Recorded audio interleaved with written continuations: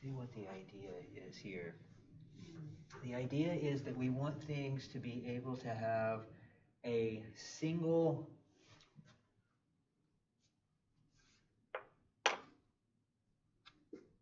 terminal in the front and then other things after, right? Okay, so let's see what we can do. This we can't have. Well, I guess none of these productions are in the right form, right? All right, but let's start with this production C. What could we do? We could, well, let's start with the easiest one, right? Here's the easiest one, AA. What could we do? We could create a new variable A. It just goes to A. If we do that, then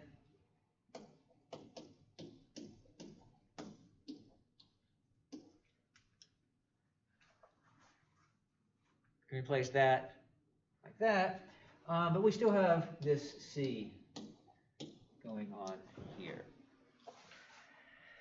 All right.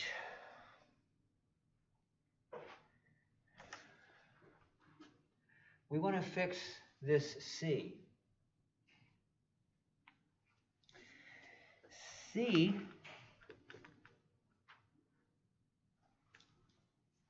is okay to have the A in the front, but we can't have the B as the second character. So what could we do? We could do that.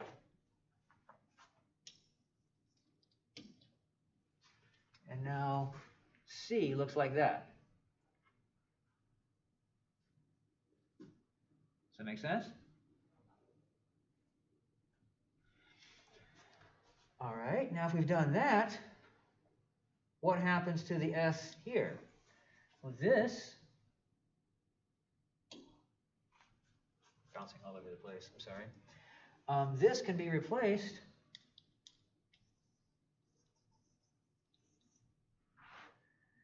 with C's new version, just A, B, S. That's C now.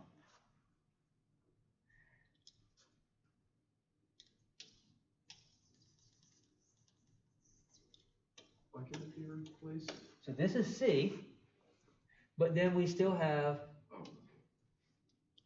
I need to move things over and make space for it. We still have the SB that was part of it.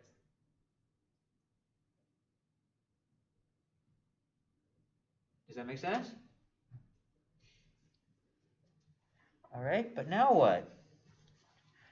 We can't have that, but we can replace that with B. So this grammar can be replaced with this grammar, but what happens with this grammar? Does C matter anymore?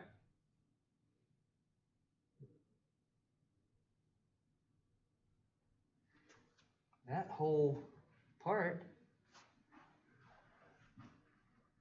can just be eliminated because no C is involved, no C will ever come into play because from the start you never get to C, you get to B's and A's and B's don't have variable C involved. Does that make sense?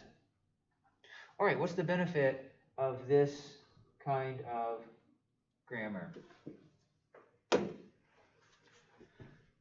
And only a one execution path? Yeah, it gives us our execution path, right? We can look at this and we say, all right, how do we derive something? Now, in this particular case, at least, it only gives us one way to derive. If we had, it could still be potentially ambiguous if other things started with A or whatever, right? But what happens, we're trying to derive a particular string. Let's say we want to derive, I don't know what the language is, right? Let's say we want to see if we can derive this. All right, so what do? We start with S. And to get here, we have two possibilities to check. We can either replace S with this or replace S with this. Because we're trying to derive this thing from left to right. So what happens? The two possibilities, if we start with that one, we see really quickly that it doesn't get us where we want to go, so we can back up. And so we know that this is the only hope that we have.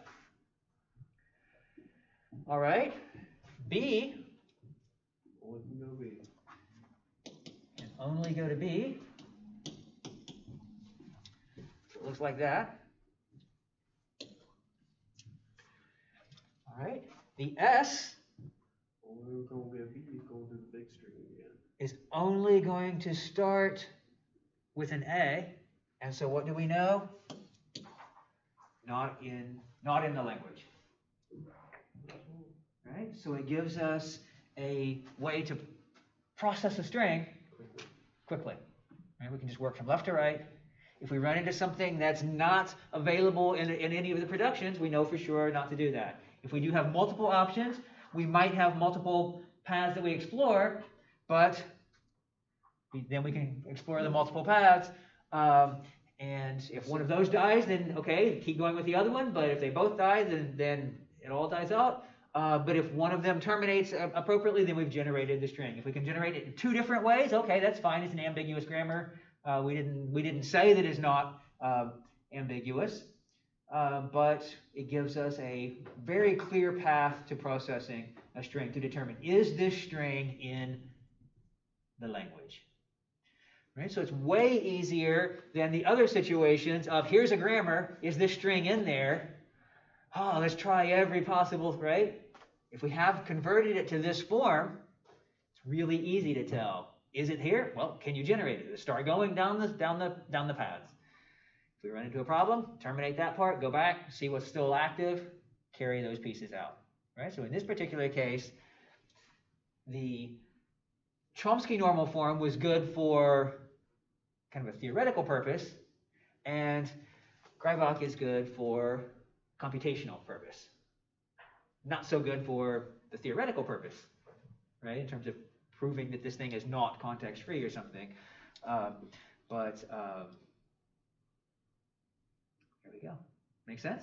One makes plans, the other one gets results. Yeah, right? So one says, here's what you can do, and the other one says, okay, here's how you do it.